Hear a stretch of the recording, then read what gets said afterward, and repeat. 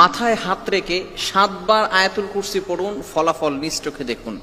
আয়াতুল কুরসি এটা হচ্ছে পবিত্র কোরআনুল কারীমের ভিতরে সর্বশ্রেষ্ঠ আয়াত। হাদিসের ভিতরে এসেছে, নবীজি সাল্লাল্লাহু আলাইহি ওয়াসাল্লাম নিজে আমাদেরকে জানিয়ে দিয়েছেন, সূরার ভিতরে সবচেয়ে উত্তম সূরা রয়েছে, তবে সর্বশ্রেষ্ঠ আয়াত হচ্ছে আয়াতুল কুরসি। 3 নম্বর পারার 1 নম্বর পৃষ্ঠার 8, 9, 10, 11, 12 এই লাইনগুলোতে রয়েছে সূরাতুল বাকারার 255 নম্বর আয়াত।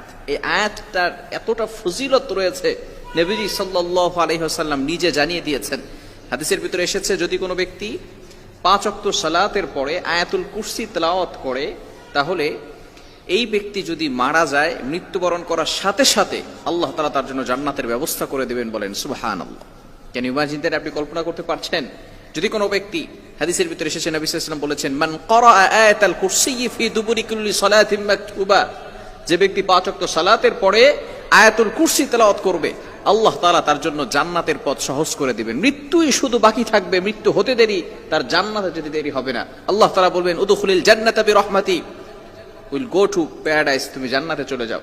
আল্লাহ তাআলা তার জন্য জান্নাতের ব্যবস্থা করে দিবেন। এই আয়াতুল কুরসির অনেক ফজিলত রয়েছে, এবং আয়াতুল কুরসি যদি কোনো ব্যক্তি মাথায় হাত রেখে 7 বার পড়ে, তাহলে আল্লাহ পাক রব্বুল আলামিন কি ফলাফল দিবেন। হাদিসের ভিতরে রয়েছে, নবী সাল্লাল্লাহু আলাইহি ওয়াসাল্লাম বলেছেন, আয়াতুল কুরসি যদি কোনো ব্যক্তি তেলাওয়াত করে, জিন জাতি বলেন এবং দুনিয়ার ভিতরে যত দুশমন আছে, কোনো দুশমন আপনাকে কোনো ক্ষতি করতে পারবে না। বিশেষ করে অনেক সময় জিন জাতিরা মানুষের উপর অ্যাট্রাকশন দিয়ে থাকে, অনেক সময় অনেকে এটা বিশ্বাস করতে চায় না। বিশেষ করে চিকিৎসা বিজ্ঞান জিন জাতিদের একটা আছে, এটা তারা বিশ্বাসই করে না।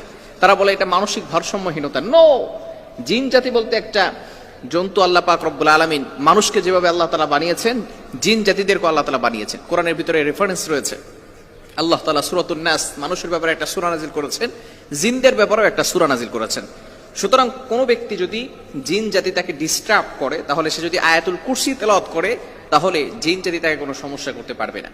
এই ক্ষেত্রে যদি কোনো ব্যক্তি অলস হয়ে যায়, তার কোনো কিছু করতে ভালো লাগে না, বিশেষ করে নামাজ পড়তে ভালো লাগে না, ভালো কাজ করতে ভালো লাগে না, কোনো কাজেই তার মন বসে না, এই ব্যক্তি যদি আয়াতুল কুরসি 7 বার পরে তার শরীরে ফু দেয়, বুকে ফু দেয়, তাহলে আল্লাহ তাআলা তার এই অলসতা দূর করে দিবে।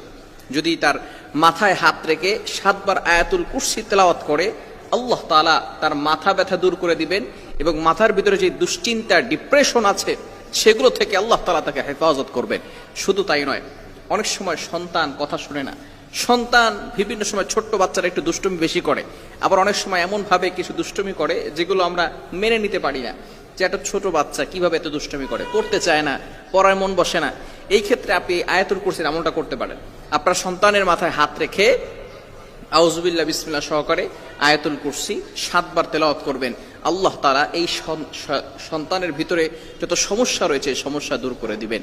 এজন্য আয়াতুল কুরসি, আবারও যদি কারো স্বামী কথা শোনে না, অনেকে আছে স্বামী কথা শোনে না, স্বামী বিভিন্ন সময় পেরেশানিত করে রাখে, স্ত্রী কোনো কথা শুনতে চায় না, স্বামীকে বাধ্য করার জন্য যদি স্বামীর মাথায় হাত রেখে আয়াতুল কুরসি 7 বার পড়া যায়, তাহলে আল্লাহ তাআলা তাকেও এমন ভাবে কোরআনের বদৌলতে, শ্রেষ্ঠ আয়াতের বদৌলতে আল্লাহ তাআলা স্বামীকে এমন ভাবে ভালো করে দিবেন, সে স্ত্রীর সব কথা শুনতে থাকবে।